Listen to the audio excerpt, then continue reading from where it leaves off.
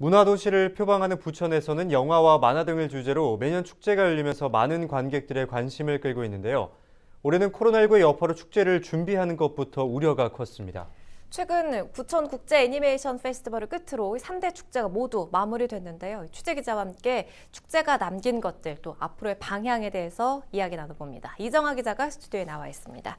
이 기자, 이 부천 국제 애니메이션 페스티벌 이제 막을 내렸습니다.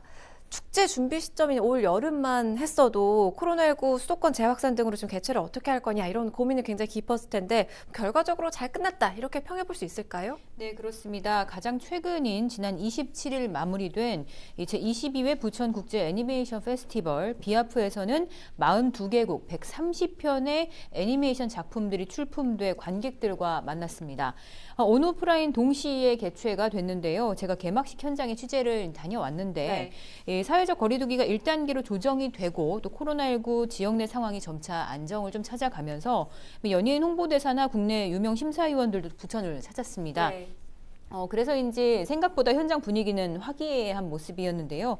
비아프는 미국 아카데미 공식 지정 국제 영화제입니다.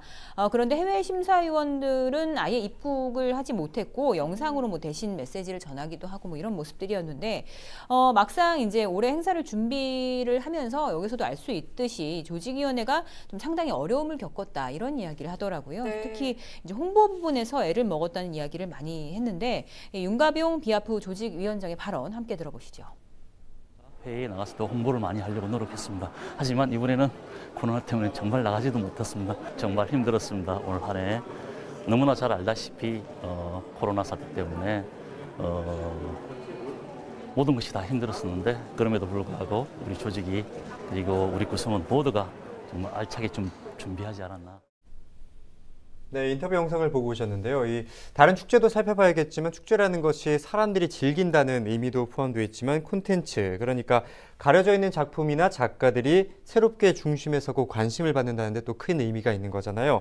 그런 의미에서 부천국제영화제나 올해 다른 축제들은 좀 어땠습니까? 네, 온라인이라는 한계를 딛고 얼마나 흥행에 성공을 했느냐 이걸 질문을 하셨는데 지난 7월 막을 내린 이 부천 국제 판타스틱 영화제를 먼저 좀 짚어보겠습니다.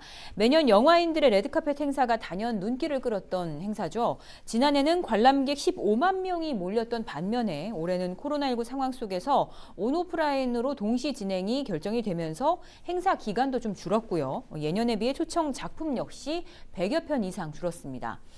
이때까지만 해도 사실 축제가 이게 흥행면에서 성공을 하는 게 가능할까 이런 걱정들이 좀 앞섰는데요.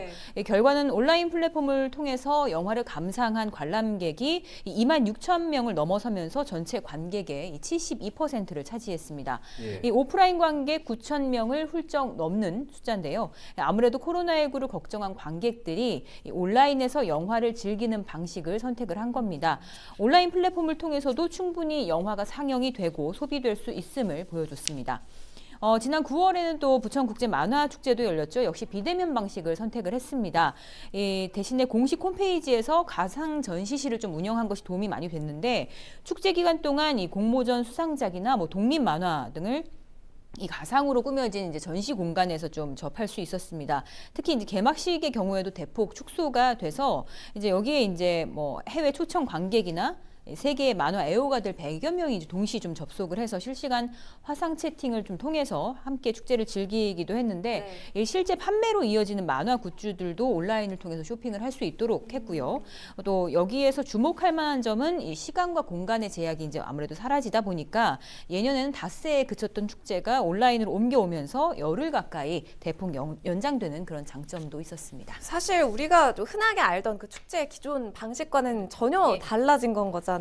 축제라는 게 사람과 사람이 함께 모여서 이야기하고 또 교류하는 그런 장이라고 할 수 있는데 지금 포스트 코로나 시대를 준비하면서 앞으로는 이런 비대면 방식의 축제도 좀 고민을 해봐야 할 것 같아요. 근데 사실 개최하기 전에는 이런 이제 코로나19 유행 상황에서 이 축제가 웬 말이냐 이런 일각의 반대도 사실 많았습니다. 목소리가 컸죠. 그래서 이 과정에서 영화, 만화 또 애니메이션까지 이 세 가지 축제가 이제 축제 기획 단계에서부터 고민이 참 많았는데 그러면서 이제 새로운 축제의 방향을 좀 발견하기도 했고요. 또 비대면 축제를 통해서도 나름의 이런 수확들이 있었기 때문에 이 모델들을 앞으로 좀 발전을 시켜 나가겠다는 멀티 플랫폼이 가능한 축제로 만들어 나가야 한다는 의견들도 있었습니다. 네.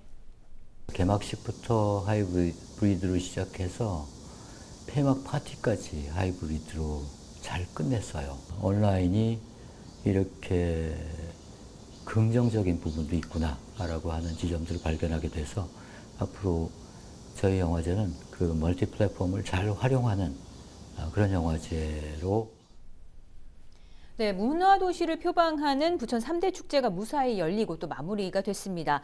열리지 못할 뻔했던 축제들이 모두 다 무사히 마무리가 됐다는 거에 큰 의미가 있다고 보는데요. 앞으로 내년에 부천 축제들이 그려나갈 또 다른 이제 새로운 모델들을 지켜볼 필요가 있을 것 같습니다. 네, 오늘은 부천 축제가 나아가야 할 방향과 또 고민들에 대해서 짚어봤습니다. 지금까지 이정아 기자와 함께했습니다.